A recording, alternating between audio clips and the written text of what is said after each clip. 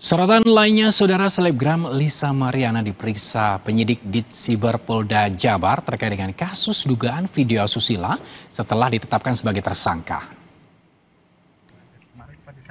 Didampingi kuasa hukumnya, tersangka selebgram Lisa Mariana penuhi panggilan penyidik Ditsiber Polda Jawa Barat. Lisa tidak banyak berkomentar saat ditanya soal kasus yang menjeratnya. Lisa hanya meminta didoakan. Kuasa hukum sebut kliennya diperiksa dalam kapasitasnya sebagai saksi. Ia pun mempertanyakan penyidik terkait status tersangka Lisa. Ini kan bertubi-tubi nih, Mbak, Alhamdulillah sehat. Didoain aja Mas yang baik-baik.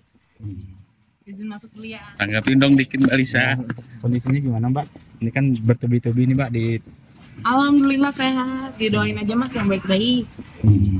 Izin masuk kuliah. DPR mengesahkan rancangan Kitab Undang-Undang Hukum Acara Pidana menjadi undang-undang.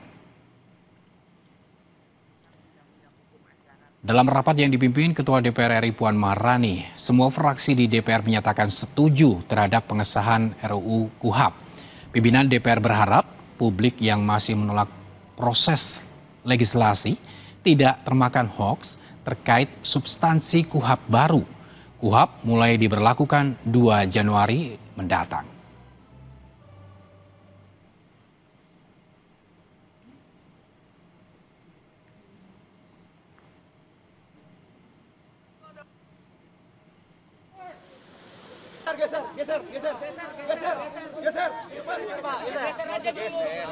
Pengesahan RUU KUHP diwarnai unjuk rasa yang digelar Badan Eksekutif Mahasiswa Universitas Indonesia. Mahasiswa sempat menyetop kendaraan yang dikawal polisi untuk meluapkan kekecewaan atas pengesahan RUU KUHP. Demonstran menilai pengesahan RUU KUHP cacat prosedur dan berpotensi membuat aparat semakin sewenang-wenang.